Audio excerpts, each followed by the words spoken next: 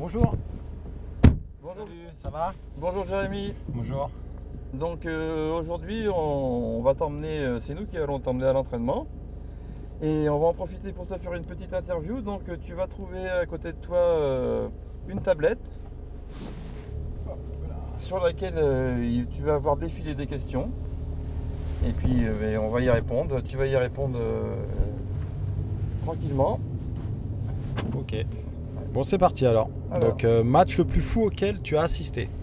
Alors, donc, le match le plus fou, d'abord en tant que spectateur, que ce soit à la télé ou dans les tribunes d'un match, le match dont tu as un souvenir. Assister, on va dire le match que j'ai joué, on va dire Rodez PSG en Coupe de France où j'ai la chance de marquer 2 buts.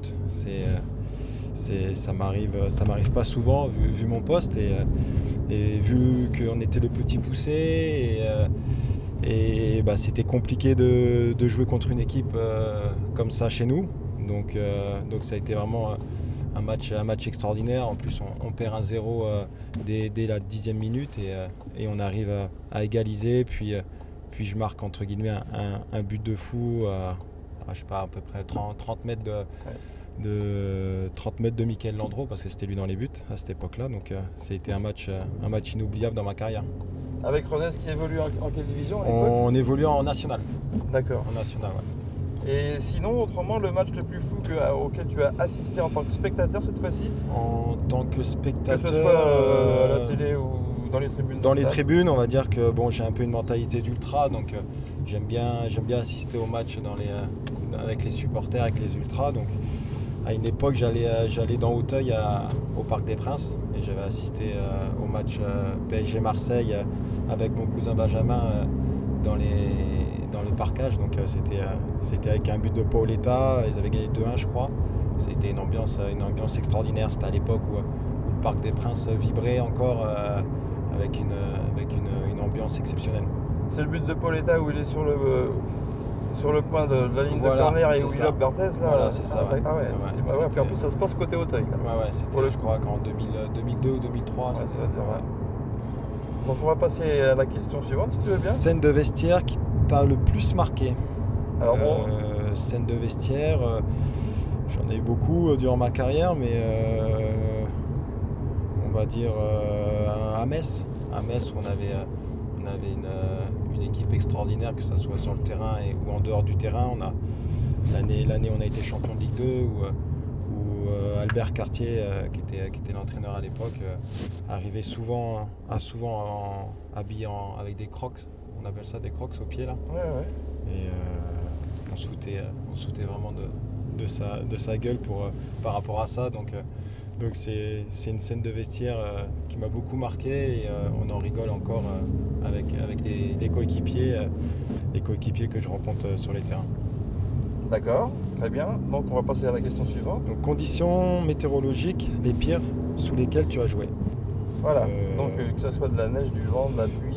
Je vais dire Orléans avec Bastia. L'année où on est champion de Ligue 2 avec Bastia, on va jouer à Orléans et je suis quelqu'un qui joue rarement, même jamais en maillot manche longue ou même avec des gants. En match, j'aime bien être à l'aise. Même en dessous de mon maillot, j'aime pas mettre de sous de corps. Donc, et là, c'était le match avec des conditions IDG. Il faisait pratiquement moins 10 degrés. C'était une catastrophe. Et on avait, même en jouant, on avait froid aux mains, aux pieds. On était congelés. On gagne un match important là-bas. Et c'était vraiment pratiquement le match arrêté. Donc on a gagné ce match et c'était un super souvenir. Surtout avec Orléans qui n'est pas réputé pour avoir une pelouse c'était super, là, il y avait une pelouse catastrophique et un temps, mais où j'ai rarement joué sous ces conditions-là. D'accord, donc on va passer à l'autre question. Plus grosse ambiance de stade dans lequel tu as joué? Alors, aïe, il y en a eu, il y en a eu. Tu peux en dire plusieurs. Il y en a eu, on va dire le Parc des Princes et le Vélodrome, ou même Saint-Étienne, Geoffroy-Guichard, où j'ai joué avec Bastia et Metz, mais on va dire à domicile, on va dire Bastia contre Ajaccio, un derby corse. Le derby corse, oui. Où ça a été une grosse ambiance, même à Ajaccio, il y a eu des débordements en dehors du terrain, on allait jouer à Ajaccio, il y avait 2-3 000 personnes, 2-3 000 supporters, même voire 5 000 Turquie. Nous on appelle ça la vague bleue qui montait à Ajaccio pour voir le match. Donc ça a été des ambiances très très très chaudes. Voir aussi des Bastia-Nice à domicile avec une grosse rivalité. Qui date depuis 50 ans. Qui date, oui, depuis 50 ans avec mon ami, on va dire, entre guillemets, Bosetti. On s'est toujours un peu charrié sur ça, qui aimait bien envenimer la chose. Mais aussi, j'ai eu une ambiance avec Metz, le dernier match où on a été champion de Ligue 2 contre Le Havre, où le stade était plein, il y avait 27 000 personnes et une ambiance extraordinaire avec une fête à la clé. Donc j'ai connu des belles ambiances, on va dire. C'est un privilège dans les carrières de footballeurs, ça, hein. Oui, voilà, c'est des moments, j'ai eu la chance de pouvoir jouer ces matchs-là, donc c'est super. Donc la question suivante. Le joueur adverse qui t'a le plus marqué? On va dire mon premier match, ma première année en Ligue 1 avec Le Mans quand j'avais 19 ans, 20 ans.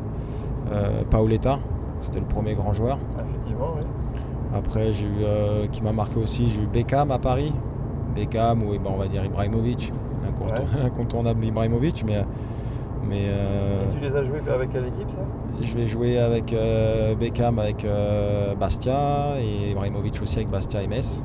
Ouais. Le Mans, Paoletta avec Le Mans. Mais un joueur, on va dire un peu moins connu, qui m'a plus marqué, c'est Yannick Cahuzac. C'est un joueur que j'apprécie beaucoup parce que sur le terrain, c'est un guerrier, c'est quelqu'un avec qui on peut compter. C'est sûr que c'est une petite tête de con sur un terrain, mais en dehors, c'est une patte, c'est quelqu'un d'extraordinaire. Donc le contraste est hallucinant entre le joueur sur le terrain et en dehors du terrain. Comme souvent, hein, on va dire. Puis lui, il a un historique Bastia avec son grand-père. Oui, voilà, c'est un entraîneur emblématique. Donc il a une histoire avec le Sporting. Ouais. Voilà. Donc autre question, déplacement pour match à l'extérieur le plus rocambolesque. Alors ça, que ce soit en bus, que ce soit en train, que ce soit en avion, un truc qui ne s'est pas passé, on va dire logiquement, où il y a eu...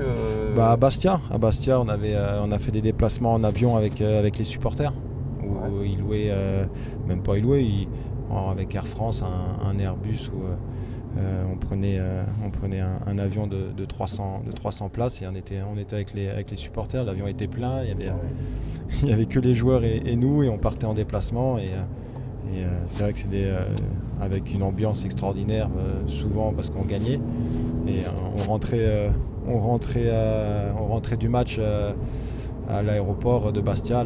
L'aéroport était plein, on était accueillis comme des héros, donc c'est vrai que ça marque une carrière, des moments comme ça. Et ça est arrivé plusieurs fois, ça? Oui, plusieurs fois. Et les déplacements où beaucoup de supporters du Sporting partaient ou en bateau. On allait les accueillir. Après, nous, on les a accueillis au bateau au port. Donc, il y avait vraiment une alchimie entre eux et nous extraordinaire cette année-là. D'accord, très bien ça. L'attaquant le plus méchant que tu as croisé? Alors? Méchant, j'en ai... Brandao, il n'était pas très tendre. C'est vrai que c'était un attaquant assez rugueux, mais j'aime les attaquants comme ça qui se donnent à fond. Après Ibrahimovic se donnait plus une image vraiment pour l'homme, pour le joueur, mais le plus méchant, on va dire Brandao qui mettait des coups, qui mettait pas mal de coups. Et il savait bien faire croire qu'il les mettait pas. Ouais, mais après c'était. Moi j'aime les joueurs comme ça, c'est le jeu. Après, ça fait péter les plombs à plusieurs défenseurs. Donc, tout à fait. C'est le jeu. Le joueur le plus drôle que tu as fréquenté? Alors, j'en ai rencontré pas mal. Après, dans ma jeunesse, j'ai eu Johan Hautecœur et Laurent Bonnard au Mans. Où c'était vraiment des bouts en train. Tous les deux faisaient bien la paire et ils m'ont laissé une bonne image parce que toujours à rigoler. Pour être sérieux sur le terrain, il devait être sérieux parce que Laurent Bonnard, c'était le capitaine du Mans, et Johan Hautecœur, un grand joueur emblématique aussi du Mans, un joueur important, un cadre. Donc moi j'étais jeune et c'est vrai que c'est deux joueurs qui m'ont beaucoup marqué parce qu'ils avaient toujours le sourire, toujours la bonne blague et toujours des conneries avant les matchs, après les matchs on pouvait compter sur eux pour passer des bonnes soirées. Puis ça permet aussi après, en vieillissant dans une carrière, de se souvenir de ça pour pouvoir le retransmettre peut-être aux Oui, voilà. joueurs. J'ai beaucoup de joueurs avec qui j'ai joué. J'ai essayé de prendre quelques trucs à eux pour essayer de progresser et de prendre de l'expérience par rapport à ça. D'accord. Question suivante. Le coup de gueule le plus impressionnant dans un vestiaire. Alors, Le plus impressionnant. tu as dû en vivre plusieurs, je suppose. Ouais, je pense que Frédéric Hans avec Le Mans était pas mal. Ouais. Était pas mal, même à Bastia il en a eu, mais on va dire au Mans, je me rappelle qu'il avait eu un gros coup de gueule dans un match amical où il a cassé le tableau, je me rappelle il s'en est pris à un joueur, c'est Koubaradji qui est à Amiens, où c'est Koubaradji, je me rappelle, avait un chewing-gum dans la bouche et il lui a fait retirer pratiquement à aller le chercher avec les mains, donc Ah oui. il avait un sacré caractère, mais encore une fois c'est des personnes qui ont compté beaucoup dans ma carrière, où j'ai beaucoup d'estime parce qu'ils ne se laissent pas faire et ils ont vraiment leur caractère à eux. Frédéric Hans qui a joué au Chamaillortais Oui. en 95 vers là. Ouais. On se souvient bien de lui. Dernière question, une anecdote que tu as jamais osé raconter. Ça c'est toujours rigolo. On va dire, pour changer de club, on va dire Bayonne. Ouais, Bayonne, j'en ai une belle. Vas-y. J'ai été prêté par Le Mans en Ligue 1 à Bayonne en National quand j'avais 20 ans. Et on est descendu de National en CFA. Et c'est vrai que le lendemain de la défaite, j'ai été dans le bureau du président de Bayonne en lui disant que je voulais rester, même en CFA, parce que j'aimais beaucoup ce club et je trouvais que je faisais partie des joueurs qui ont subi une descente, donc c'était à moi et j'avais à cœur de faire remonter le club. Donc, et c'est le président qui m'a dit, écoute Jérémy, t'es un joueur entre guillemets de Ligue 1, t'es un joueur professionnel, t'as rien à faire ici, donc il m'a dit casse-toi et va poursuivre ta carrière, reste pas dans un club amateur juste parce que t'as un caractère et que t'as des valeurs, donc il m'a dit casse-toi et bonne chance. Ça c'est vraiment une vraie anecdote. Oui, parce que c'est vrai que ça m'avait beaucoup touché par rapport à cette descente.